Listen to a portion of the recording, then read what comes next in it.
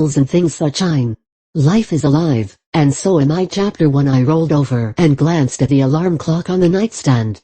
It read 5:48 a.m. It was cold and I didn't feel like getting out of bed, but I had to. I had to pee. Oh, God, I sighed as I slid my feet into my furry slippers. They used to be snow white, but now they were some new color that I'm not so sure I could name. I'd had them for 3 years now. I made a mental note to pick up some new ones the next time that I was in Walmart. I stumbled out into the hall and noticed a pair of tennis shoes at the head of the staircase. I politely walked over, picked them up and dropped them over the side of the rail. They landed in front of the door. Time after time I've told that girl to leave her shoes downstairs, not to track dirt all over the carpet. But she does it anyway. She's 16 going on 30. I wonder if 16-year-olds can actually understand English.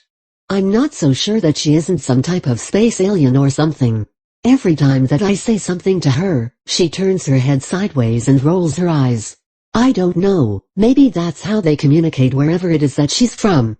I walked into the bathroom, closed the door and sat down on the toilet. The entire bathroom smells like Caribbean breeze. Capria says she doesn't like it, says it smells like dried out pineapples or something. She's a finicky little heifer. Sometimes I think that she's actually the mother, and I'm the daughter. I love her to death though. She's an honor roll student again this year. That same old B average. I wanted to try to push her to get it this time, but I changed my mind. As long as she maintains a solid B average, I'm happy. She's a good girl, no real problems. She's just too doggone fussy. And hard-headed, let's not forget that. I do not believe this. I say to myself. I gotten done peeing and reached over for the toilet paper, but guess what? The roll is gone. I don't know why, but Capria takes the entire roll of toilet paper into her room with her every night. Now there's a good 20 rolls in the closet right off from her bedroom, but instead, she takes the one roll out of the bathroom. Every night she does this. It makes no sense at all to me. Lord, I wonder if she's eating it? I hobbled down to the closet with my panties around my ankles. I hope she doesn't wake up and see me like this. I had intended to simply pee, then go back to sleep until 7 a.m. but as I grab the tissue from the shelf, I know that there's not a chance. May as well do this too, I say, grabbing a new air freshener. This one's called Vanilla Mist. I wonder if this one will appease to her senses? I close the closet door and hobble on back towards the bathroom. I swear under my breath. I swear again. This was exactly why I didn't want to get up in the first place. She sets all sorts of booby traps all throughout the house, as if it's a war zone or something. But then again, maybe it is a war. Capria against me and my sanity. Priya. I yell at the top of my lungs, come on down here and eat breakfast before you go. It's a morning ritual. Every morning before she heads off for school, we eat breakfast together. It's our bonding time. Here I come, Mom. She yells back to me. I go back into the kitchen and take the last of the bacon from the skillet and place it on the paper towel-covered plate with the rest. I stack 4 pancakes onto a plate, along with 4 slices of bacon, 2 sausage patties and 2 hard-boiled eggs. Capria doesn't like her eggs any other way. Hey Ma, says, walking up and kissing me on the cheek. Her lip gloss smells like watermelons. She takes her plate and sits down at the table. She's wearing maybe 2 or 3 different designer labels today. I'm not sure if she's going to school, or to a fashion show in Milan. I walk over and begin pouring orange juice into her glass. So, what's up for today? I ask, trying to sound hip. I've noticed that she responds to me better when I talk this way. Nothing, she replies in between bird-sized bits. Courtney and Tanya's gonna come over after school. We'll probably just hang out here though. I wasn't too fond of any of her friends, especially Courtney and Tanya. They've never been in any trouble that I knew of, but they just made my bullshit detector go off whenever they were around. Courtney's a year older than Capria, which makes it even more strange to me. I don't see why she'd want to hang around with someone younger than her, but then maybe it was just me. Anyway, Courtney has really pretty eyes, like a cat. That's probably why I don't trust her. She just looks so sneaky all of the time. She's a little chubby, almost overweight. Seems like every time I see her she's eating or drinking something. Now Tanya, she's a whole different story. Sometimes it's hard to believe that they're sisters. In fact, Tanya kind of favors Capriya, except that she's lighter complected. They're both waif thin. They eat like birds. I don't know what's wrong with Tanya, but she's always smiling. Anybody that happy has to be up to something, so I keep an eye on her. I don't know if it's some kind of nervous twitch or what, but that girl's always smiling. I grab my plate from the kitchen island and take my seat at the table. I don't know what time I'll be in tonight, I say while I'm pouring the syrup over my pancakes. You want some money to order a pizza or something? I'd usually let her order out whenever I'm not going to be home in time to prepare dinner. She's ignorant in the kitchen, can't even boil water. She picks over her food as she ponders my question. This, of course, means that she's full. She's eaten 2/3 of her pancakes, 1 egg and all of the bacon.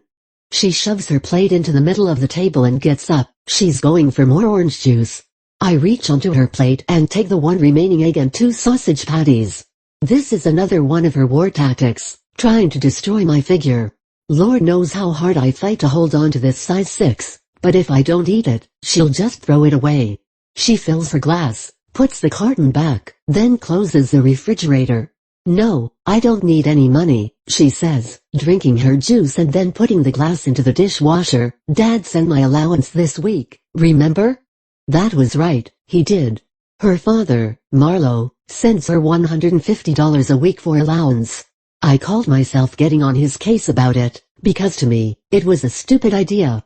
He could have easily been placing that money into a savings account for her college days. But instead, he gives it to her and all she does is make those entertainers richer, buying them doggone clothes. But, what could I say? It was his money, not mine. I looked up at the clock. It was 8:15 a.m. Capriya grabs a banana walnut muffin from the counter and kisses me on the cheek. See you later, Mom, she says and heads for the front door. You be careful. I yell, don't have that music blasting while you're driving. I hear the door open. I won't, she says, stop being old, Mom. The door closes. She's gone. I get up and begin cleaning up our mess. Marlo bought her that car this year. A Mustang. I didn't like it. I told them that I thought it was too fast of a car for her. Of course, Capriya said I was being old. And maybe I was. It seemed like just yesterday when I had that girl on my shoulder, and now she was driving. Time just goes completely too fast, doesn't it? She looked so happy when he drove it up in front of our house. And he's Mr. Extreme, so you know that there was a big red ribbon on the roof.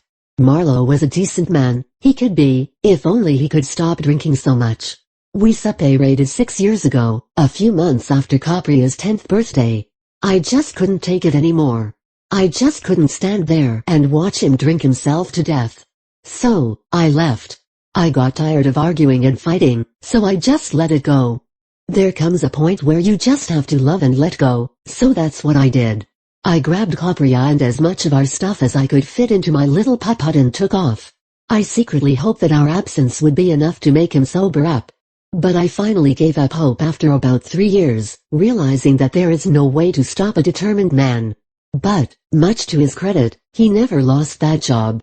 He's been with the post office for close to 15 years now. Niesha sees to it that he's up and out every morning. That's his new wife. She's alright, I guess. I don't know much about her, except that she's extremely good at counting his money. That, plus she's 8 years his junior. She's 27. Marlo and I are the same age.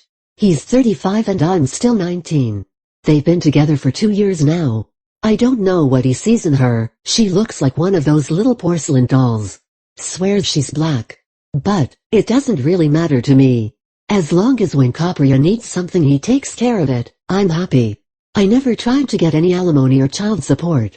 I knew that I could take care of myself, and I was sure that he was decent enough to provide for his child without having to be threatened by some judge to do so. I was right. I usually am, you know. I wiped the table off, then I hung the dish rag on the ring next to the sink and left. I had to get ready to go to work. It's 9 a.m. I feel like just calling in sick. I do not want to be bothered with them people today, I swear. I smooth down the front of my shirt and look at myself in the mirror. I sure can dress, if I do say so myself. I should have been a fashion designer. I'm wearing a black turtleneck blouse, a gray wool skirt and black knee-length Christian Louboutin boots. I look over at the television screen. Early morning drama. Jerry and his adulterous midgets. I grab my purse from the footstool and shut the television off. If I get to watching that stuff, I'll never leave the house. I lock the front door, and as I walk towards my car, I notice that my lawn hasn't been mowed this week. Damn landscapers. Hello people. I say, adjusting my microphone, this is your girl, Lady J, your midday DJ, and this is the hits. I press the button and start the 3-song rotation. I see Gwen coming towards me. This should be my tea. It is. Hey Jayton, she says and hands me my tea. How you doing, girl? Gwen is my assistant here at the station. I like her, she keeps me laughing. I take a sip from my cup. I'm fine, I say, looking at her neck. I see you had a good night. She has hickeys all over the left side of her neck. I try to mask my envy as she gushes and covers her neck. Tommy came over last night, she says, smiling. I'm worn out. I force myself to smile. I hope it looks authentic. Seems as if she's always worn out. One night it's Tommy, the next night is it Vesper or Lewis? I can't remember. The human tennis ball, that's what I call her teasingly. I wonder what that's like? To have 2 guys after you every chance they get? The stallness of my love life would see to it that I never knew. I was having a hard enough time finding one guy to come after me, let alone 2. She walks out of the booth. I lean back in my chair as far as it'll go. I haven't been on a date since Marlo and I divorced. I hadn't had time, and I didn't really care. There was no big rush to get all tangled and tied up again. But now with Capria old enough to look after herself, I wouldn't mind it. The light flashes on, signaling the end of the song rotation. I turn on a series of advertisements. It's 12:30 p.m. already. I get up and head for the vending machines. Time for lunch. How you doing, boo-boo? He said. It's Jerome, also known as DJ Rome. I put my hand in his face. Talk to my palm, cause no other part of me is listening. Boy, you better go somewhere. I say, removing my cup of soup from the machine. He does hip-hop from 3 p.m. until 6 p.m. Thinks he's cute. Always flirts with me, but no thank you. I've heard about his sexual escapades and I'm not at all looking to become tabloid fodder anytime soon. He walks off in the opposite direction. I punch the number and my candy bar makes a dull thud as it hits the bottom of the machine. I remove it and walk back into the booth. Caller, you're on the air, I say. I hope that he knows what he wants to say already. Yeah, I think women should pay sometimes, he says. Times have changed. It doesn't make a man any less of a man if a woman pays. Okay, how did I know that he would say that? Oh yeah, because he's a man. The topic of today's discussion was, how do you feel about a woman paying for dinner, or being a woman and being asked to pick up the check? Who comes up with these topics? I didn't like this one today, it was not at all creative. Of course every man would agree and every woman would disagree. Thanks for calling, I say and disconnect his call. I put another rotation of songs on. It's 2:45 p.m. I gather my things and make way for Jerome, also known as DJ Get on My Damn Nerves. Capria, get out, get out. I yell at Kevin and Torrance. I'm trying to get them out of the house before my mom gets in from work. She'll have a fit if she knew that they were here. I do not want to hear her mouth. She doesn't know how to just make a point and let stuff go. No, not my mom. Not Jeton Matthews. She will follow me all over this house, room to room, constantly saying the same thing. Priya, don't do this, or Priya, why did you do that? Sometimes I get tempted to tell her, dang mom, I get the point. But, I wouldn't dare. She always threatens to knock me into the middle of next week, so I never give her any feedback. I doubted if she could actually knock me into the middle of next week, but I'm sure that she'd try. Torrance grabs my butt as he walks past. I turn to the side and punch him in the back. Go! I yell, my mother is on her way home, y'all gonna get me in trouble. They finally leave, thank God. I don't know why I ever agreed to let them come over in the first place. Tanae wanted to see Kevin. He doesn't even like her. Everyone at school knows that, but she acts like she doesn't. Torrance likes me, so I made him bring Kevin over. Torrance is cute, but I'm not his girlfriend and he's not my boyfriend. We're just cool. My mom says that the only boyfriend I need is my textbooks. So, currently I'm going out with chemistry, algebraic equations, language and music. Courtney's in the kitchen again. I think that she's trying to eat up all of our groceries. I don't mind though. My mom thinks it's me. Tanya, come on. I yell up the stairs, y'all have to go.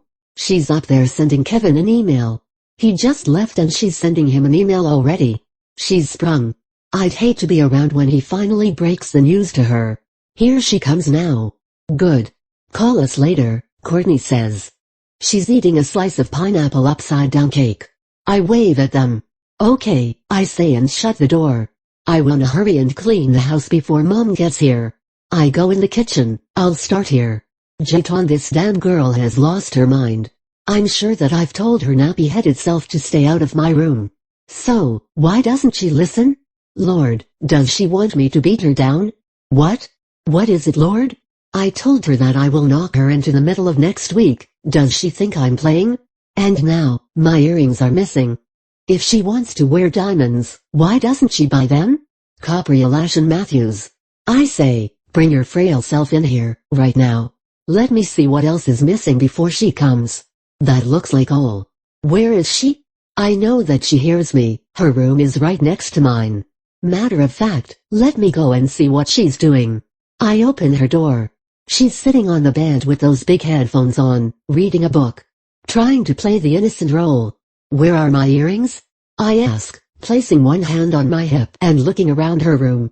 That music's too loud. She'll be deaf by the time she turns 20. She pulls the headphones off of her ears and lets them rest there around her neck.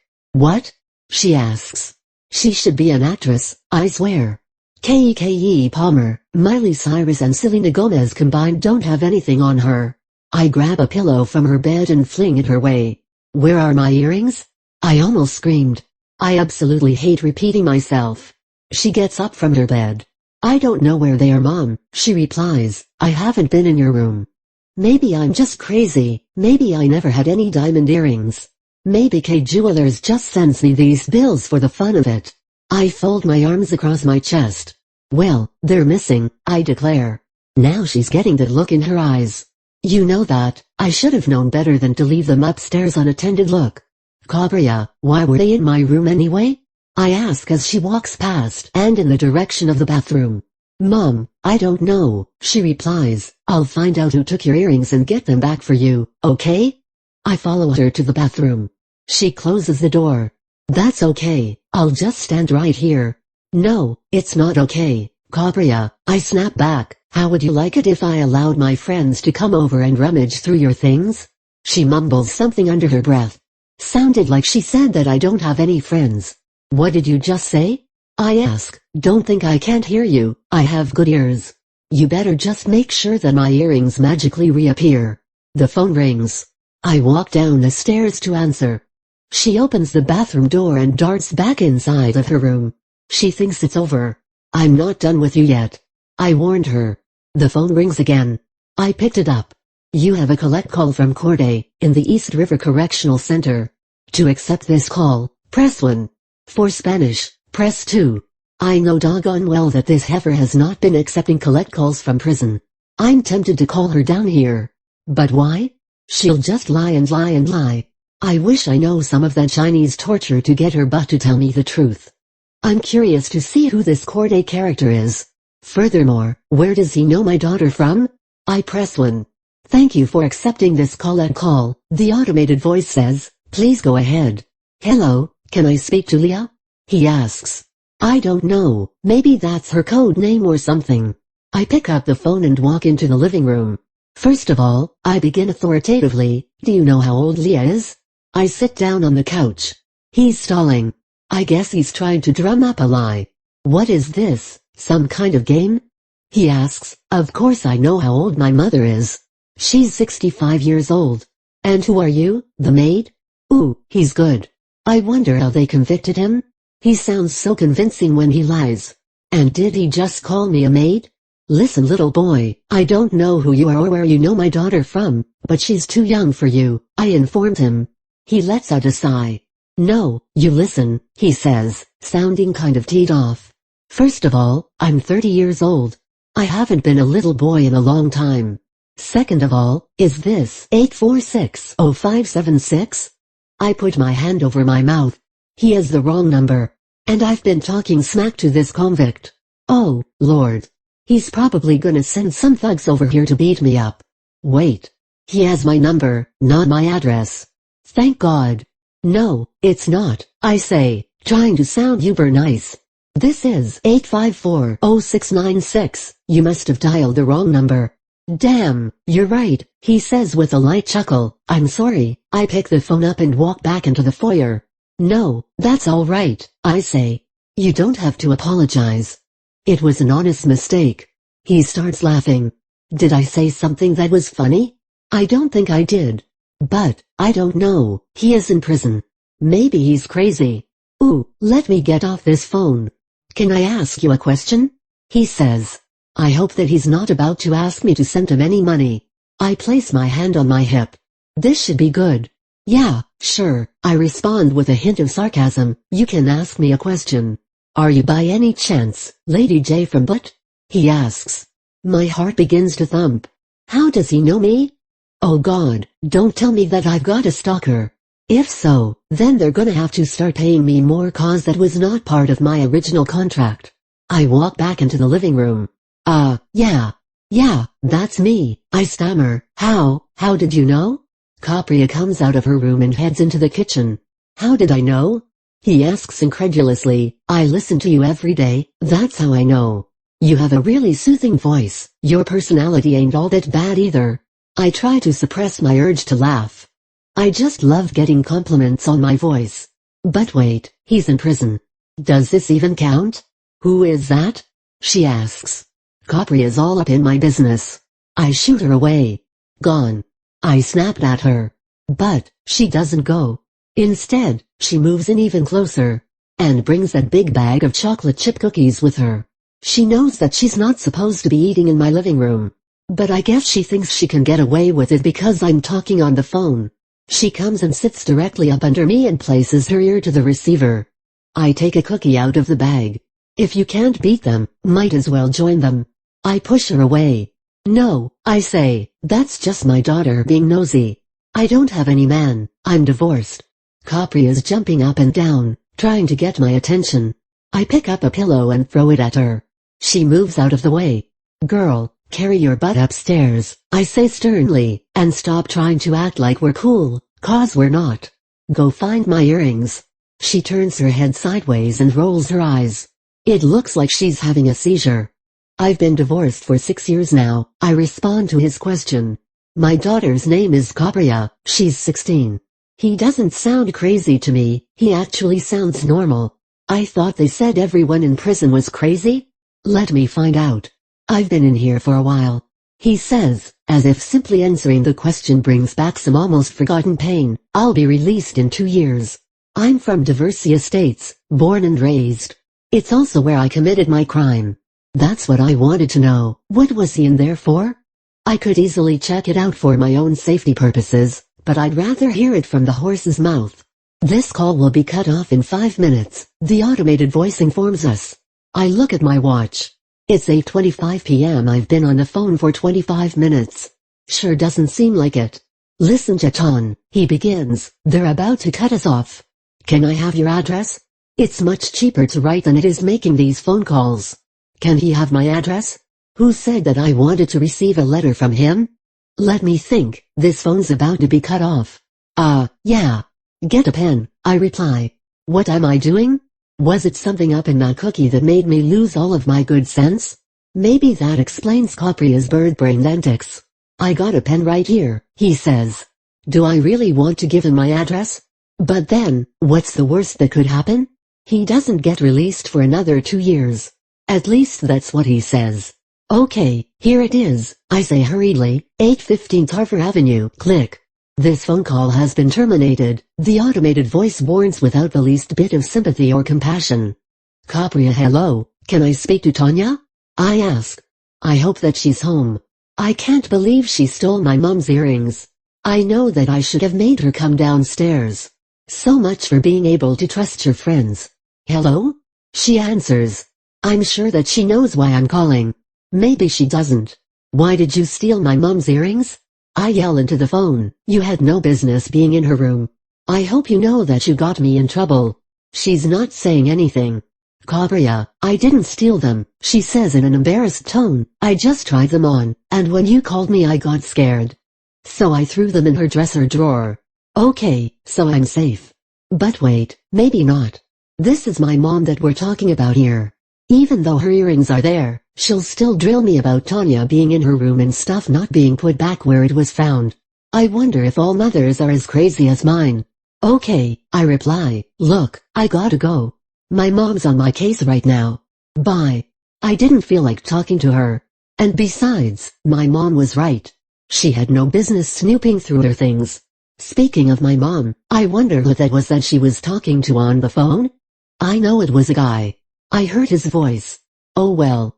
Now, let me go in here and tell this woman where her earrings are before we end up on people's court somewhere. Jatan, I can't believe it either, I exclaim as I take the curtains from the rod. He has his nerves, doesn't he? Gwen came over today. She's helping me to redecorate my living room. Did he say that he would write though? She asks, hanging the new curtains at the window. He asked for the address, Gwen. I say, I don't suppose that he wanted to send me a Christmas card. Cabriya parades down the staircase. She has on another pair of new tennis shoes. She has a pair for each day of the week. I'm going to talk to Marlo about spoiling her so much. If he doesn't stop, I may never get rid of her. The phone rings. I hope that's Marlo now. Mom, some jail is calling here. Cabriya yells. I drop the pledge and rush over to the phone. Dang! She exclaims as I snatch the phone out of her hands. I instinctively press 1 to accept the call. Hello? I say excitedly, waving Gwen over towards me. Not only does she come, but so does Cabriya's nosy butt. I push her away. Yeah, I say as I sit down on the couch, I was just talking to my girl about you. He asks what I said about him. Gwen's got her ear all in my face. I know that she can't hear anything. I was just telling her that you've got some nerves, I say, wrapping the phone cord around my finger, not writing like you important or something. He laughs. You didn't get my letters? He asks. Letters? I haven't received a letter, I reply, let alone some letters. What happened to my letters? I almost yell for Cabriya, but she knows better. She knows that I do not play that at all.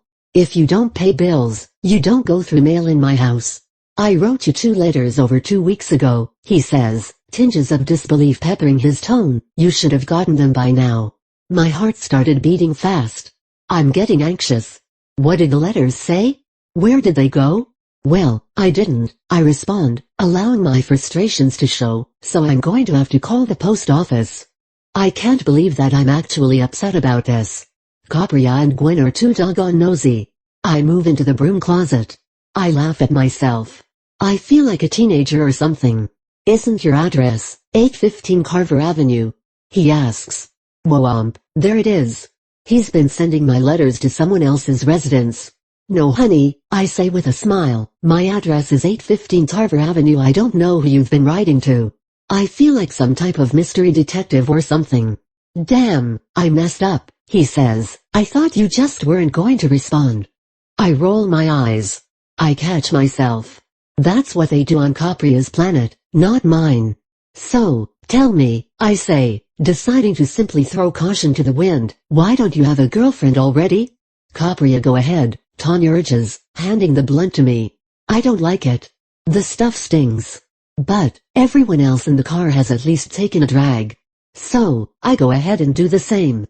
I start coughing. I feel like I'm about to cough up my insides. Now I have this funny taste in my mouth. It feels like the heat has just been turned on. Why are you looking so crazy? Torrance asks. He keeps laughing. What's so funny? Do I really look crazy? I feel strange now. I turn on the radio. I can't help but to wonder how much damage I've done to my axons, dendrites and myelin sheath. Tanya and Convin are in the back seat. They're kissing. I try not to be nosy, but I can't help it. I sneak a peek in the rearview mirror. What do you think you're doing? I ask Torrance. He just reached over and rubbed my legs. I tried to sound serious. I hope I did. I can't stop laughing. I feel stupid. Why do people even smoke this stuff? I do not like the idea of not having total control over myself. Can I have a kiss? Torrance asks. I look in the back again. They're still at it. I want to say no, but like a dummy, I shrug my shoulders. I don't care, I reply. I don't know why I said that. I was supposed to say no. I think my brain went on vacation or something. He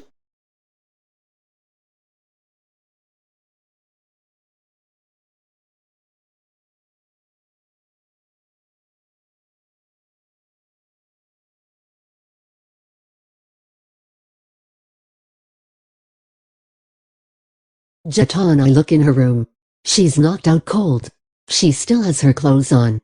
That's strange, she's usually so meticulous when it comes to her clothes and things. I guess all of that gossiping caught up with her butt today. She's got food all over her bedroom floor. Lord, we're going to have roaches and everything else. I want to go in and pick all of that stuff up, but I don't want to wake her. She looks so peaceful, like a little black angel. I could just stand here forever and stare at her, but I won't. I know if she wakes up and sees me standing in the doorway, she'll have a hissy fit. I quietly close the door. I hop into bed and retrieve the letter from my nightstand. I put the envelope up to my nose. Smells like some type of cologne or something. I can't really describe it. But it's manly, and that's good enough. I remove the letter and begin reading it again for the umpteenth time. Dearest Sister Jatan, I hope and pray that this missive has found you in the best of health and buoyant spirits. As for myself, I remain in this fortress of solitude. But, by the grace of Allah, I'm alive, so I have no complaints. First of all, I want to say thank you for your time and for listening to me. I realize that it's not every day that you receive a call from the edges of oblivion, and I know how effortlessly you have ended that call too. But I'm glad that you didn't. I'm glad that, above everything else, you were able to recognize my humanness. Thank you. So, where do we go from here? I could think of 1,000 different places. However, I am but a passenger and this is your vehicle. So, I must go wherever it is that you decide to go. I'm not a picky man. As long as I'm in your company, I'm content. I can't fully get over how uncanny this entire situation has been. One day I'm lying in bed listening to your sweet voice on my radio, just trying to imagine how beautiful you must be. Then the next, I'm talking to you, and here I am now writing you a letter. I'm not so certain that this isn't a really wonderful dream. Maybe I've fallen from my bed and bumped my head, and now I'm unconscious. If so, then I hope no one comes to my aid anytime soon. You sound to me like a really down-to-earth sister. I enjoy your conversation. I find myself at times hesitant to fully express myself to you. I realize the stigmas and stereotypes that are attached to brothers in my position, so I'm careful not to pigeonhole myself. I don't want you to ever feel like I'm giving you a spiel, because I'm not. I have nothing to gain by being deceitful. Some force has drawn us together, and as of now, we have no idea why. So that's my concern. I've asked Allah for so many things in my ceaseless prayers, and I guess now in my time for blessings. Let me tell you some things about me. I'm in prison for vehicular manslaughter. I was drinking with a bunch of friends one night and got into an accident. My best friend, who was my passenger at the time, died due to injuries sustained in that accident. No assembly of words can express my remorse. It was, by far, the dumbest choice that I have ever made. I was sentenced to 7 years, and as I already told you, I have 2 years left to serve. I will be released no earlier than the 2 years and no later. Is that too long? I hope not. Before I came here I worked as a computer programmer. I'll more than likely return to that field upon release, but that's all contingent on whether or not I can somehow keep up with the ever-changing world of technology. I have no children and I've never been married, although I wouldn't mind either of the two. Who knows? Maybe I'll find a nice young lady and we can settle down. Hint. I don't know what else to say at this time. The first letter is always awkward, Jatan, like trying to learn a new dance move or something. Although I do not want to, I'll close. Sometimes it's better to leave some things unsaid. I hope that you write back to me. I hope that you actually received this letter. I put the right address on it this time. Please find enclosed a photo of me. Yeah, I know, I'm a wreck. Take care of yourself. Remain strong and sweet as you sound. Until next time. Peace and love. Cardagarad. I rest my head against the headboard. I thought that it would lose some sort of potency, but it doesn't. Every time I read it, I feel like I'm spinning. I feel like doing cartwheels. I don't know if I could, but I sure feel like trying. I look at the picture. I've been wanting to stick it onto my mirror. Matter of fact, I'll do it now. I get up from bed and walk over to the dresser. I look at myself in the mirror. I wonder if he'll like me. He looks like he could be some sort of model. I wonder what types of women he's used to dating. I stick his picture onto the mirror. It's been 5 days since I received his letter. I still haven't responded. I'm not used to printing my thoughts. I'd much rather talk. I pull my hair into a ponytail. I turn to the side. I pull my hair up to the top of my head. I need a new hairstyle. I walk back to my bed. When am I going to answer this letter? I pick it up from my bed, put it back inside of the envelope and place it back on the nightstand. I'm sitting here, just flipping through the television channels. There's absolutely nothing on. Actually, there is. But I can't keep my mind focused. I keep thinking about Corday and that doggone letter. It has invaded my mind and took over like a cancer, but a good cancer though. Does that sound crazy? I don't know, but now that I've received this letter, I'm anxious for another one. Is that how it feels to be addicted? I get up from bed and walk downstairs to my office, where I sit down in front of the computer. Okay, here it goes.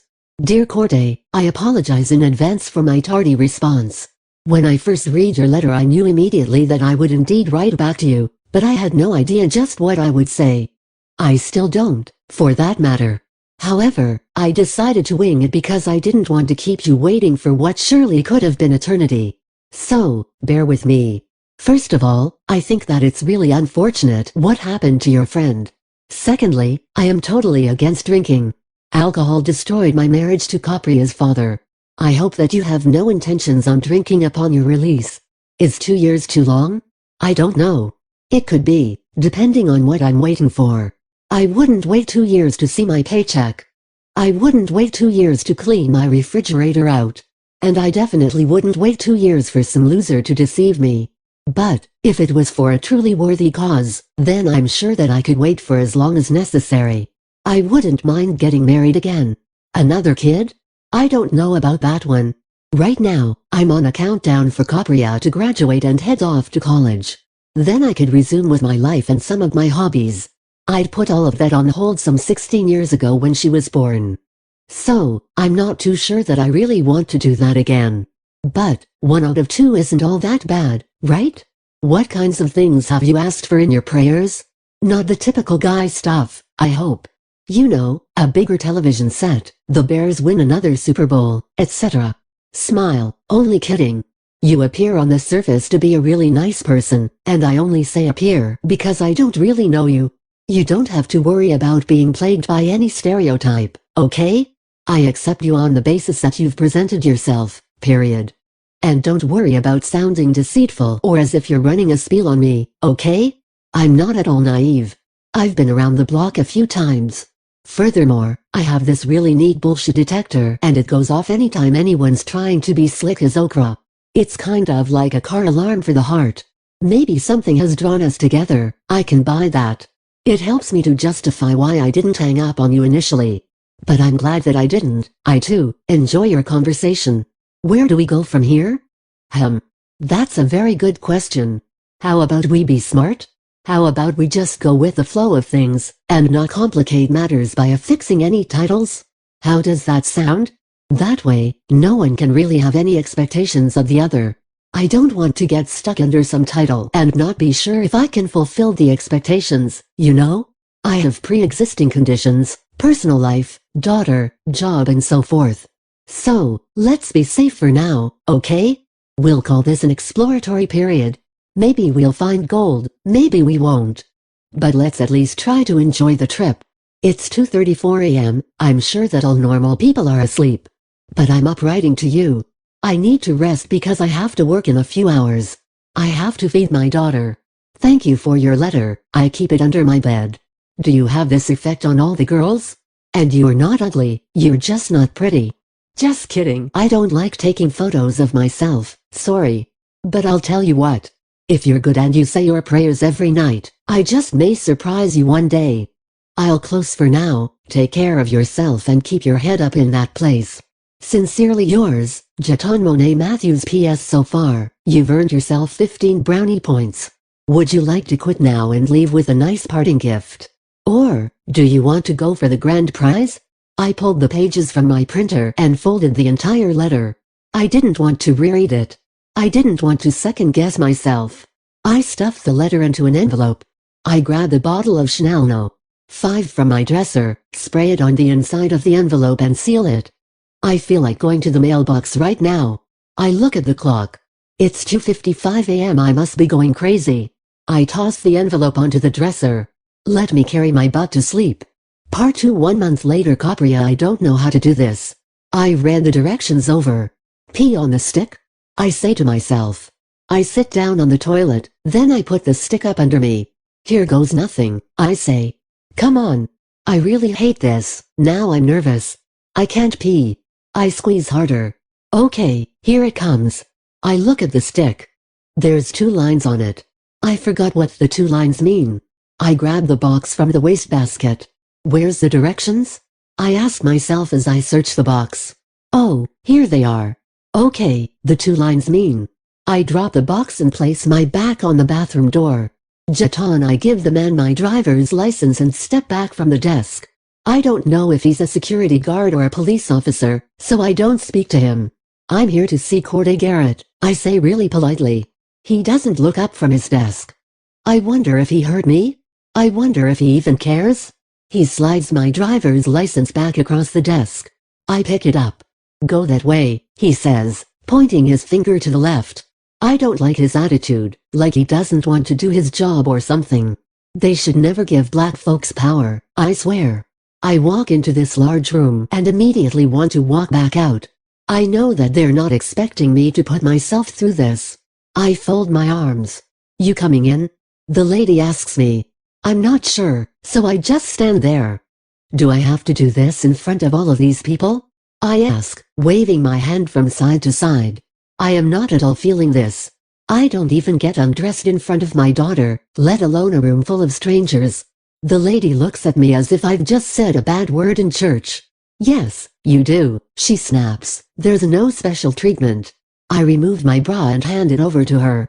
She shakes her head. You can't wear this inside, she says. It has a wire lining.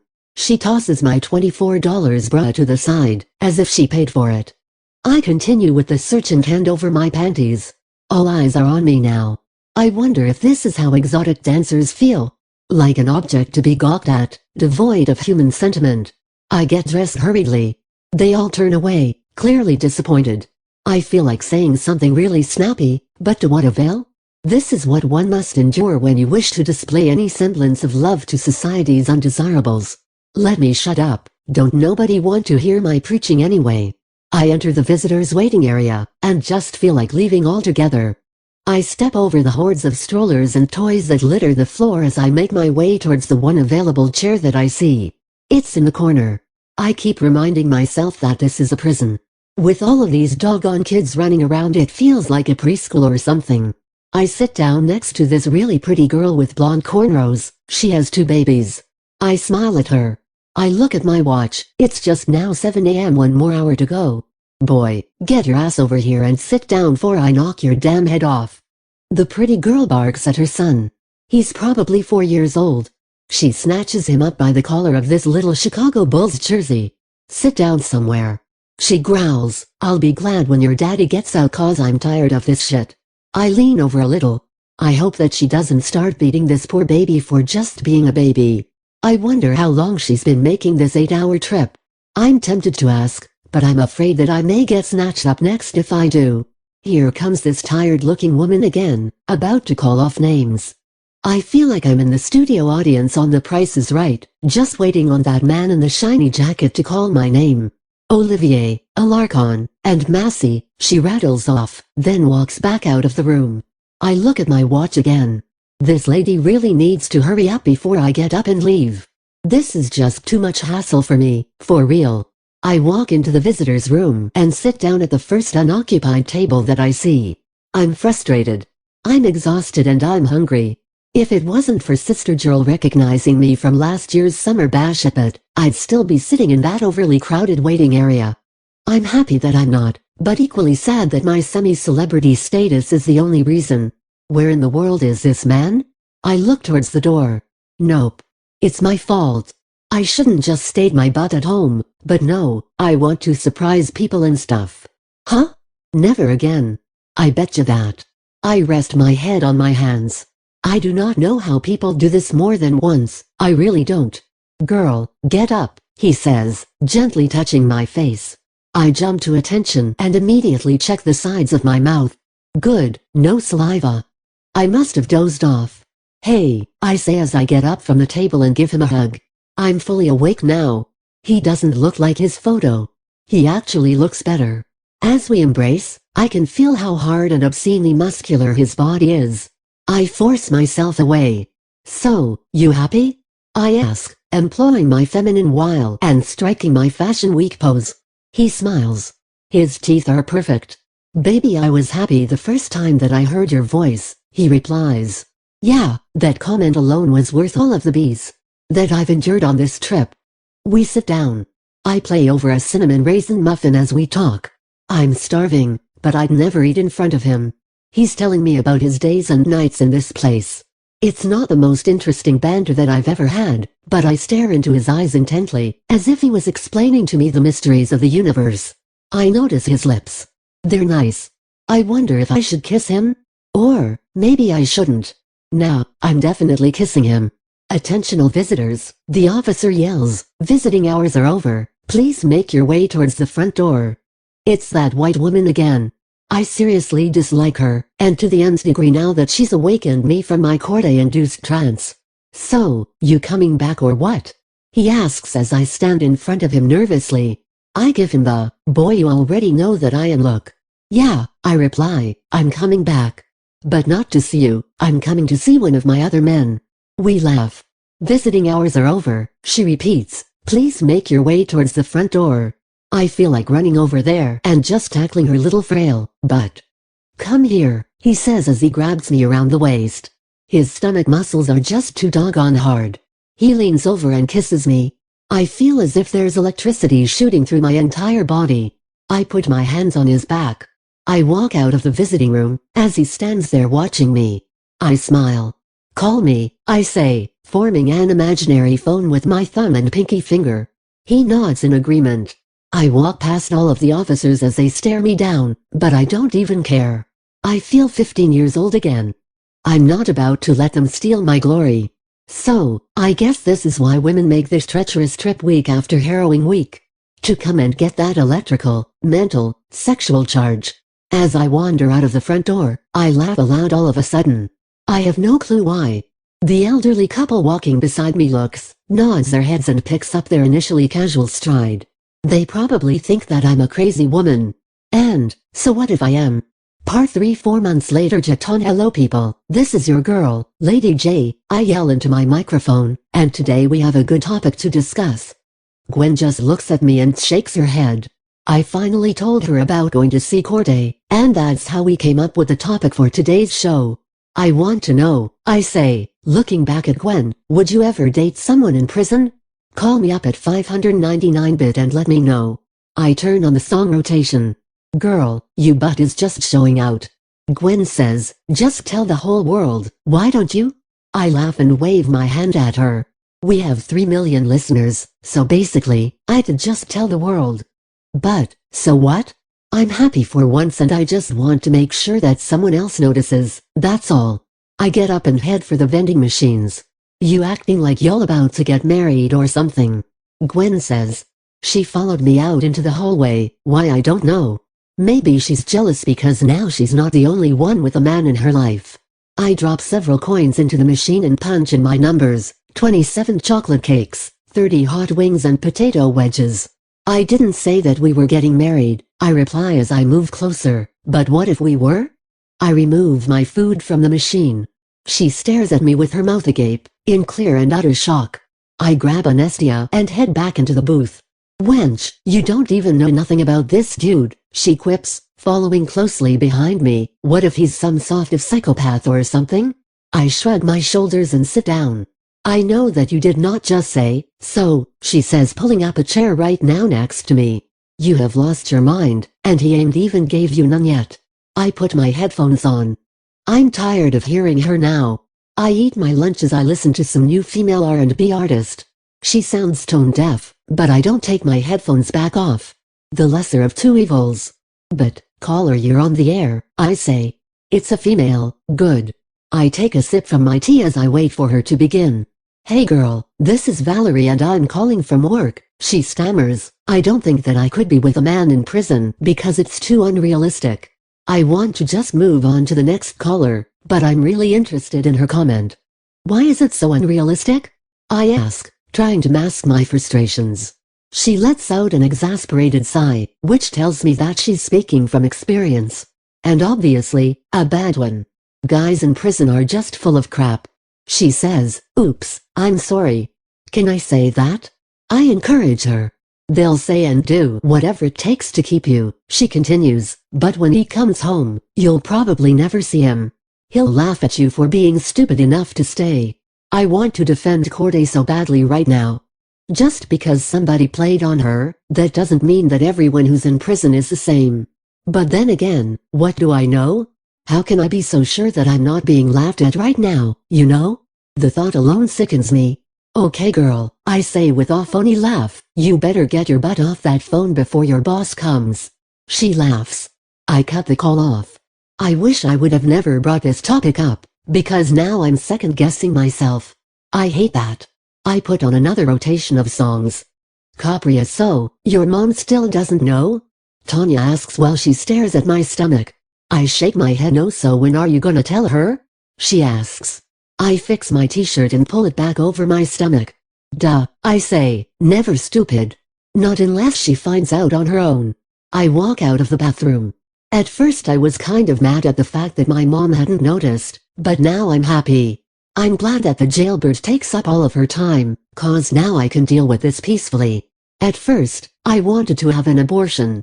Torrance made me so mad when I first told him. He said that it wasn't his, and that I should stop trying to tie him down. I could have died when he said that. I was a virgin, so I know that's a lie. He's the only person that I've ever been with. But, what could I do? I just decided to go down to the clinic and have the abortion. I just wanted to get this mess over with. Then I changed my mind. It wasn't the child's fault that I was afraid or that Torrance was a boy and thereby stupid. So, why should this baby suffer? That's when I decided to have my baby and just give it up for adoption. There's always couples in the newspapers that are looking to adopt. I met a really nice couple and we've been in constant communication. They seem really cool. But, I don't know yet, we have signed any papers or anything. I have no idea what's wrong with my mom. She's acting worse than some of the girls at my school. Her entire life practically revolves around this Corday guy. If she's not working, then she's writing him love letters. And if she's not writing letters, she's gone all the way down south somewhere to visit with him. Every day when I get in from school, there's all of this jail mail stuffed into the mailbox now. He draws all kinds of stuff like butterflies and teddy bears all over the envelopes. I can't believe that my mom actually likes that kind of stuff. I started to just throw that junk away one day, but I'm not so sure that she wouldn't try to fight me if I did. My mom, sprung like Donkey Kong. I head for the kitchen. I'm sure that's where Courtney's at. She's gonna have to fix me something to eat cause I am starving. Jeton ring, ring, ring. I lean up from the couch. I don't even feel like answering. I'm watching all my children. Ring, ring, ring. Now I get up and walk into the foyer. I wonder who this could be? On second thought, no I don't. I'm sure that it's one of Capria's dizzy little friends. I pick up the receiver. Hello, this is Taffy, the woman starts. May I speak with Capria? Taffy? What type of name is that? I know one thing, she better not be no doggone stipper. Matter of fact, let me be nosy.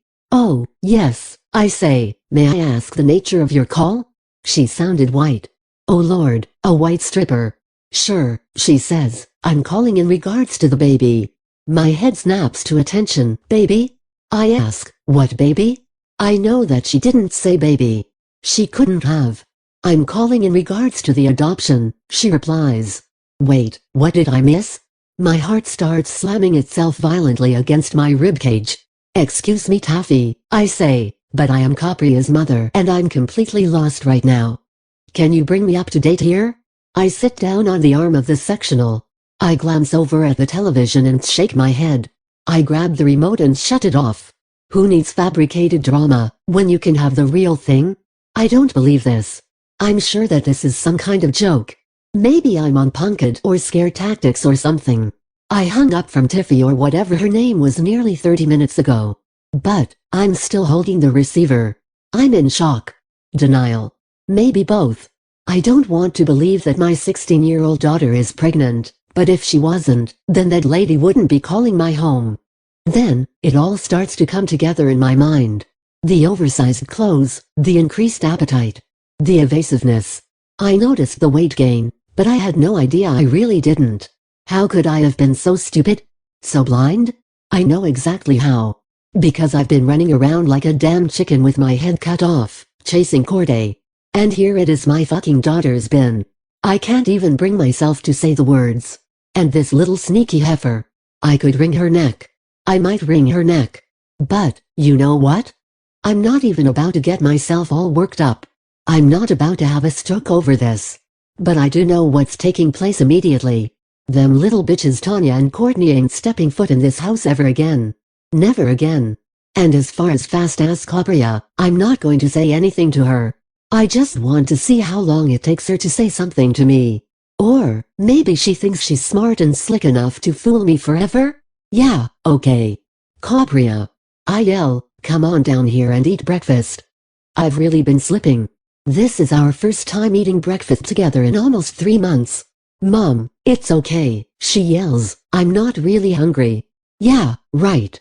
She must seriously think I'm stupid. All of a sudden, she's not hungry. Sure. Okay. But could you come down anyway? I say, I need some company. She wants to play crazy, I'll play crazy right along with her. Mom, she says, I can't, I'm getting ready for school right now. I feel a smile forming on my face. At least she hasn't dropped out of school. But, that's not the point. That doesn't excuse the fact that she's pregnant. I knock on the door. Priya, can I come in? I ask. I want to see what phony baloney excuse she comes up with now. Capria.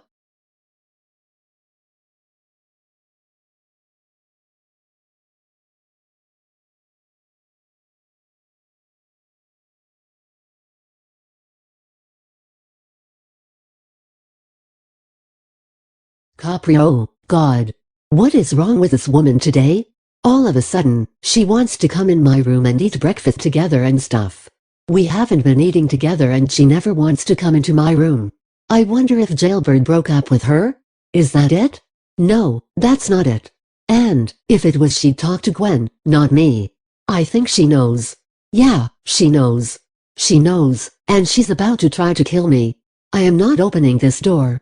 Mom, I don't want you in my room, I say, it's too messy. Jeton girl, open this damn door, I say insistently, don't make me knock it down. I'm tired of playing with her little smartass now. I guess that she forgot all of the crap that she's pulling today. I pulled it myself. And don't make me ask you again, I say. There, that should do it. If not, then I'm calling the fire department and see if I can borrow an axe. The door finally opens, which proves that she's not completely crazy. I walk in and start looking around. She's covering her stomach with a pillow. Okay.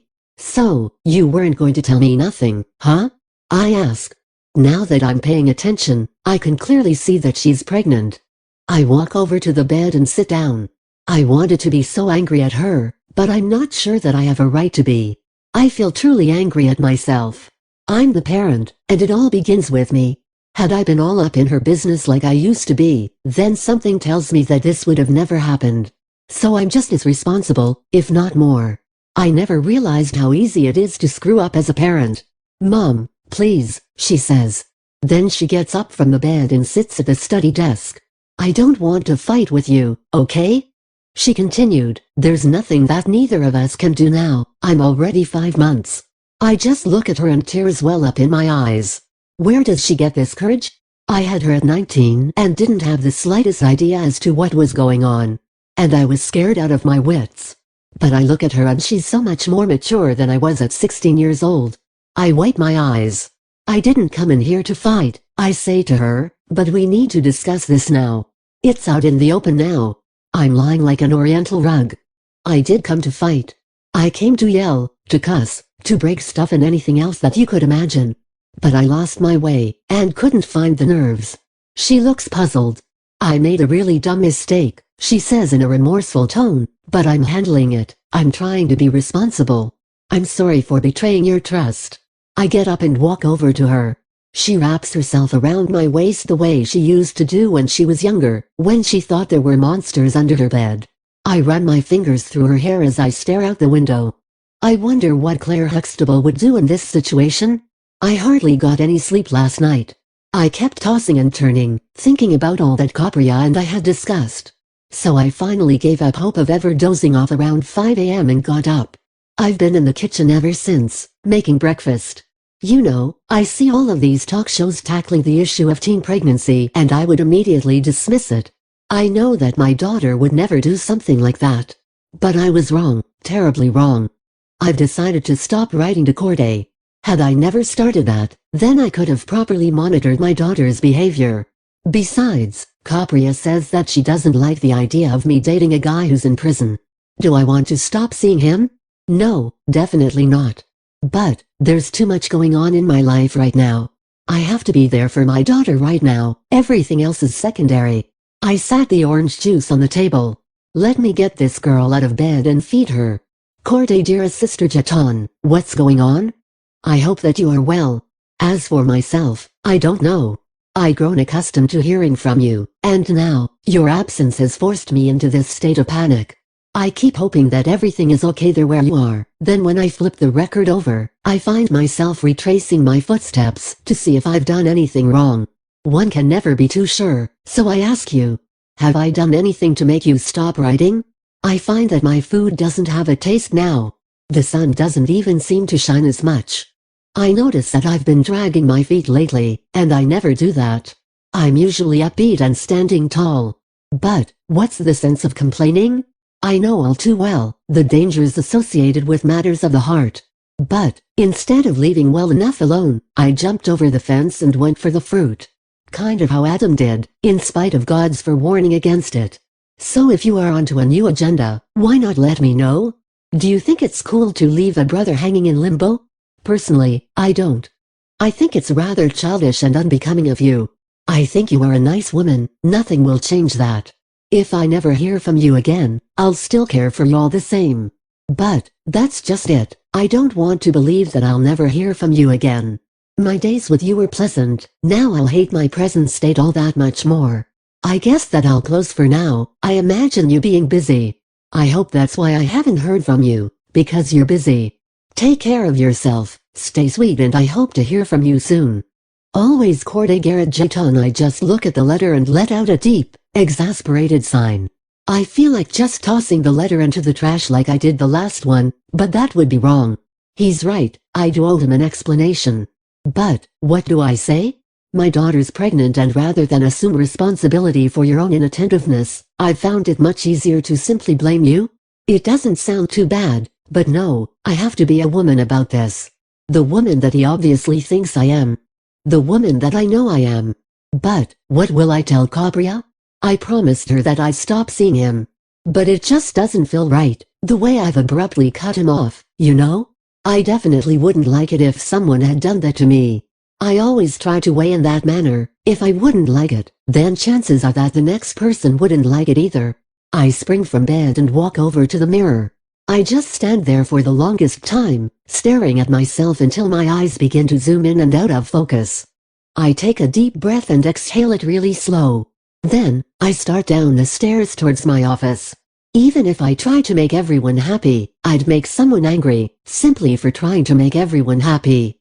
So, why even try?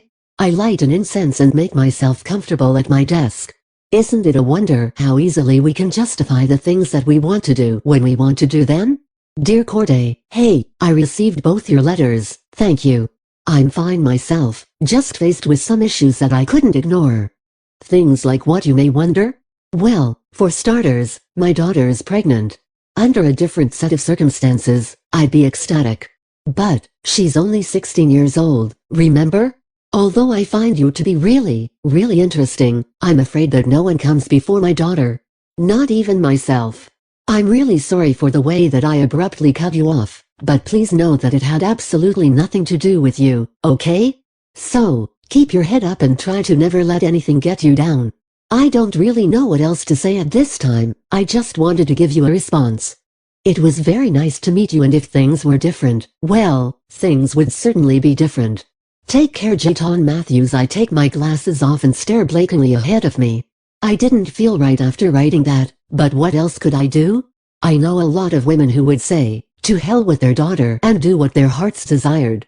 But not me.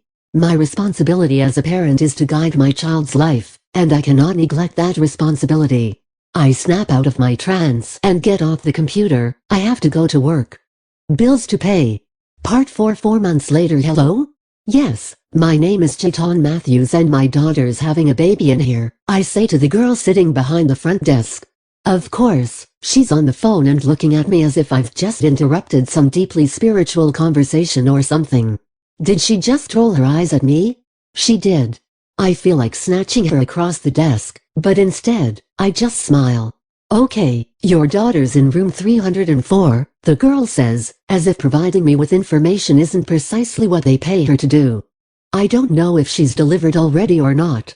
I just start towards the elevator. Now is definitely not the time for pleasantries. I was just barely settling in at work when I received the call. I damn near broke my neck trying to get to Lakeland Memorial. I don't know why I even went in today, but leave it to me to further complicate everything. I did 50 miles per hour the entire drive, so Lord knows how many tickets I've racked up. But my daughter's having her baby. Damn, now it dawned on me that I was about to be a grandmother. Was I ready for this? Absolutely not, but obviously someone felt that I was. I don't know, maybe God. I heard the familiar ring of the elevator as it came to a stop. I felt like just pressing another number for a different floor. I can't believe how nervous I am. But, for what? I'm not the one having the doggone baby. I take a deep breath and step off of the elevator. I walked into the delivery room and saw Capriya lying there, looking like that girl on The Exorcist or somebody. Hey girl, how you doing? I whispered to her, a wave of guilt coming over me. How does it look like I'm doing? She yells at the top of her lungs. I'm gonna let that slide, her raising her voice at me like that.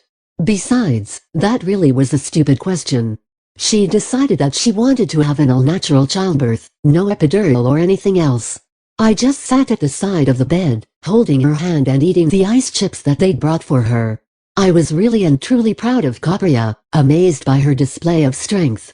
Of course, you know where she gets that strength from, right? Yeah, that's right. Me. Ouch! I hope that she hurries and has this baby before she breaks my hand.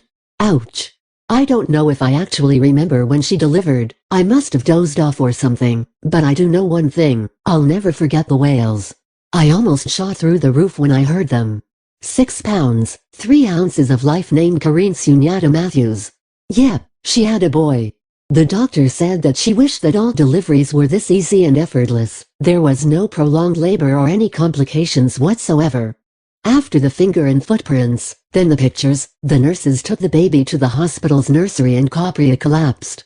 I lowered the volume on the television and tiptoed into the bathroom. I'd been holding it in forever. It felt like my bladder was about to burst. I washed my hands and caught a glimpse of myself in the mirror. Damn girl, you know you're fine, don't you? I say to myself, running my hand through my hair. Maybe I should get a new hairstyle. I walked out of the bathroom and headed out of the door on my way to the gift shop. I couldn't help but to think of everything that lies ahead of us now. I convinced her to not give the baby up for adoption. I wonder if I'd made the right decision. I walked into the gift shop and began to search for anything blue. I perused every item as I walked through the aisles. Postcards, picture frames, plush animals. Any and almost everything you could imagine in order to separate me from hard-earned money. I picked up a pair of blue booties for my new grandson, and a mylar balloon that read, "Congratulations" on it for Capriya. Curbing my urge to make some other impulsive purchases, I made my way towards the cash register. "Thank you," I said to the cashier with a weak smile as he handed me my bag. "Have a nice day." As I stood in the hallway waiting for the elevator, I couldn't help but laugh to myself. I still couldn't believe it. I was officially a grandmother. Lord, help that poor child. Corday, I don't even want to open my eyes. I wish that I could just go to the mess hall without seeing or hearing anything. I'm so tired of seeing the same things, hearing the same recycled conversations. You ever wonder how it feels to be a slave?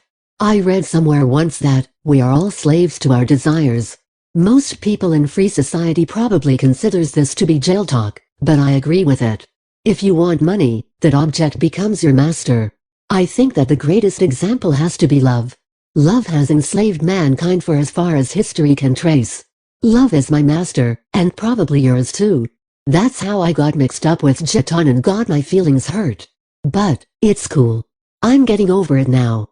Come to think of it, I didn't really like her anyway. She had a really huge head, like a beach ball or something. Can you picture that? Seriously, she had this tiny little body, and this great, big balloon head. I didn't really like her. I was just doing charity, like Make-A-Wish or something. You believe that? I just wanted to know if you believe that, because I damn sure don't. I miss her so much, and just so you know, there's nothing wrong with her head. I wish that I could really understand women, but they're as difficult as hieroglyphics, if not, Moreso. I mean, why run away at a time when companionship is needed most? I don't know. I really don't know. I wanted to write again, but there's a fine line between love and hate, you know? We parted reluctantly, but amicably still. I never want to come across as insensitive or selfish, you know? I mean, I respect the decision that she made, but I don't accept it. It made me feel like an outsider, like I had no positive input to add to the situation, you know what I'm saying? But maybe it's just me. Maybe I just expect too much, too soon. Jeddah and I exit the elevator and start for Capria's room. Oh my god, I know that's not who I think it is. It is. It's Niesha. Naturally, they're late. Probably because it takes so long for her to put all of that fake stuff on. You know, the hair, the nails, the face. You get the picture, right? Right. I feel a tinge of jealousy as I get closer. I can't lie, that heifer can dress. Okay, now let me put on my happy face. Hey there, I say as she runs over to hug me. Her perfume stinks. I hold my breath. It smells like a corner store incense. Come. Come. She exclaims, jumping up and down. Wait until you see all of the stuff that we bought for them. Okay, who in the if is them? It sounds as if she's referring to puppies or something. But I'm sure that she's speaking of Capria and my new grandbaby. And, what does she mean, we? I don't recall her ever having a job. Oh, yes, how could I forget? His job is to make the money, and her job is to spend it. I grab the doorknob. Let me see what this dizzy girl is so excited about. Excuse me, I say, trying to mask my anger. Marlo, can I speak to you out in the hall for a second? Has this man lost his mind altogether? The room looks like a toy store. I walk out into the hallway. I fold my arms across my chest and lean against the wall. Why do you have to always go to the extreme? I ask him, why do you always have to make me feel as if we're in some type of competition? I cannot believe that this man has wasted so much money on some damn stuffed animals and balloons. And now he's standing there trying to act as if he has no idea what I'm talking about. What's wrong? He asks, can't I make my only baby feel like a princess? Why did he have to go there? It's his standard excuse. I punch him in the shoulder. It has absolutely nothing to do with that, Marlo, I reply, so don't even try it. She needs to have reasonable standards and expectations. Maybe I'm just crazy, but I don't want Capria growing accustomed to a lifestyle that she cannot uphold on her own. Is that too difficult to understand? Is everything okay out here? Niesha asks, peeking her head out of the room. Sounds like things are getting a bit heated. I shoot a menacing look at Marlo. I just know that he's going to wind his little toy up and send her back inside. Huh? Guess I was wrong. No baby, he says affectionately, everything is fine. She stands on her toes and kisses him on the lips, then looks back at me triumphantly. I think I'm going to be sick. He grabs her around the waist. Okay, that's it. I've had enough of this. No, Marlo, you're wrong, I say matter-of-factly, everything isn't fine. By catering to Capria's every need, you're making it really difficult to raise a responsible young lady. Now there, I said it. Great. Now they're looking at one another as if I'm speaking some tribal dialect or something. Jaton, we're sorry, she stammers, but it's really hard to believe that you're raising a responsible young lady, especially seeing that she's just had a child at the age of 16. And furthermore, we see nothing wrong with spending our money as we see fit. You know what? I'm really tired of her effing mouth. I feel like just slapping that foundation off of her face. Listen, Niesha, I say, trying to calm myself, this has nothing at all to do with you, okay? And please don't bring my parenting skills into question again. I'm speaking with Marlo about our daughter. She smiles that Botox smile of hers. Well, if you haven't heard Jaton, she replies, Marlo and I are married. We are partners, his business is my business as well. In the back of my mind, I can hear Michael Buffer saying, let's get ready to rumble. Okay. Now I could just karate chop her across that little chicken neck of hers. But, what would Jesus do in this situation? You know, I saw that t-shirt one day. What would Jesus do?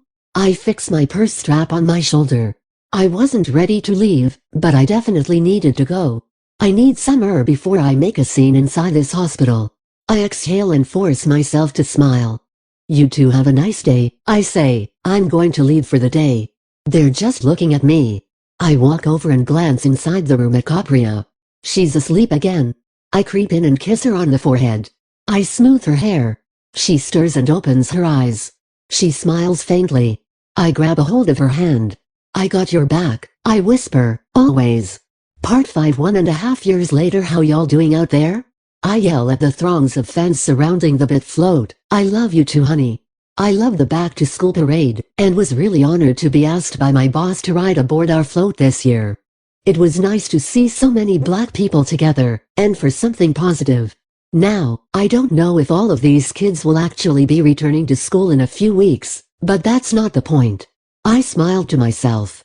There was so much to be thankful for this year. Lord knows I never thought I'd make it, but here I am, somehow. Capria was gearing up for school. She'd been accepted into Clark Atlanta University, which to me, was really great. I wanted her to attend one of the historical black colleges and universities, and, you know, I always get my way. So, she'd be leaving at the end of the year. I agreed to take care of Karine while she was away for the first year of school.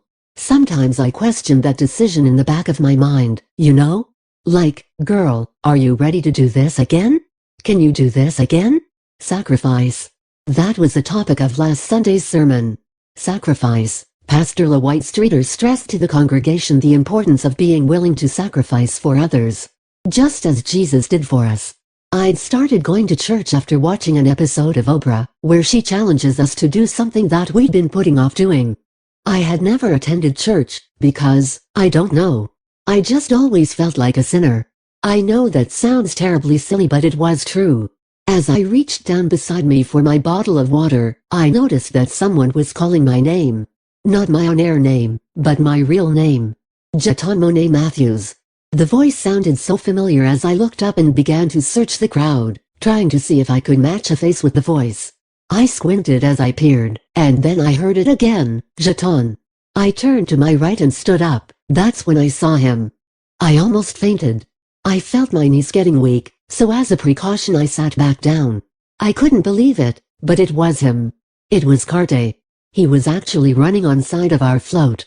I gave another quick glance, then turned away.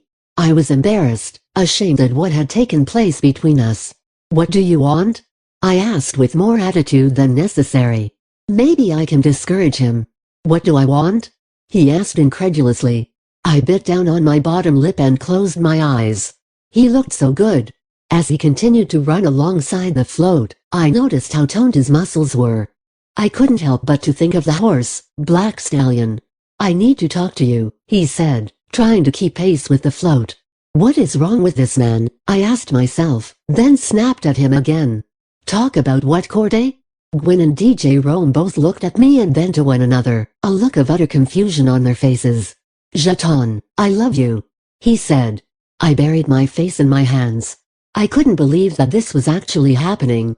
I couldn't believe that I still had feelings for him. I still loved him. I took my face from my hands and smoothed my hair. I can't do this, Corday, I said weakly, shaking my head. I'm supposed to be working right now. Once I had said the words, it finally dawned on me. I'm sure that I will not be on this float next year. Jeton, he replied, jump and I'll catch you. I almost burst out laughing, and probably would have if I didn't know that this man was dead serious. Are you crazy? I asked, feeling excited at the prospect. What if I fall? Wait a minute, am I crazy? Why am I even considering this in the first place? Yeah, I'm crazy. I'll never let you fall, Jeton, he said convincingly, you know that. I just shook my head smiling. Girl, go ahead, Gwen coaxed me, jump, and if you do fall, we'll just say DJ Rome pushed you. That was Gwen for you, never one to take life too seriously. Shut up. I yell at Gwen as I stand up and move towards the edge of the float. I couldn't believe that I was really going to do this. I took a deep breath. Here goes nothing. Arg. I scream as I jump and land securely in his arms. I bury my face in his chest. The news will definitely be interesting tonight. Corday walks from the street and into a crowd of onlookers. He lowers me onto the ground. Jeton, I love you, he pleads as I stare intently into his eyes. No matter what, I'll always love you. The crowd stares and awaits my response. People can be so nosy sometimes. Corday, I begin. I can't do this, I'm sorry. Capri is about to go away to school and I'll be taking care of her child while she's at school. He reaches out and grabs my hand. Why can't we do that together? He asked. That was a good question and now I'm stuck. What do I say now? I love you too, Corday, I reply. I really do. Okay, now where did that come from? He pulls me closer and kisses me like they do in those mouthwash commercials or something. Wow, my head is spinning. Will you marry me, Jeton? He asks. Let's spend the rest of our lives together. I look around us and notice that a few people are crying now. They're about to make me cry. Oh, brother. Are you sure you want to do this, Corday? I ask. He looks at me and I can see the answer in his eyes. Yes, I blurt out. Yes, I will marry you. He starts kissing me again as I pull him closer and whisper in his ear. Do you see all these people staring at us? He nods his head yes. I see them, he says, his voice barely above a whisper. And you wanna know why they're staring? I look up into his eyes and say yes, anticipating something heavenly poetic. Baby, they're staring because, he pauses in order to suppress a giggle, because your head is so big. I can't believe him. I punch him playfully on his chest. No, you did not just say that. I say jokingly, you have some nerve, you know? He finally manages to gather himself, as the crowd stares on with looks of confusion on their faces. Seriously, Jeton, he stammers, you're beautiful and I will remind you of that every day, for the rest of our lives together. I'll never cease to wonder why you answered the phone that day. Love, I say, seemingly out of nowhere. Corday looks down at me. What did you say? He asks, obviously taken aback by my utterance. I smile. Love, I repeat for him. I knew that it was calling. The end.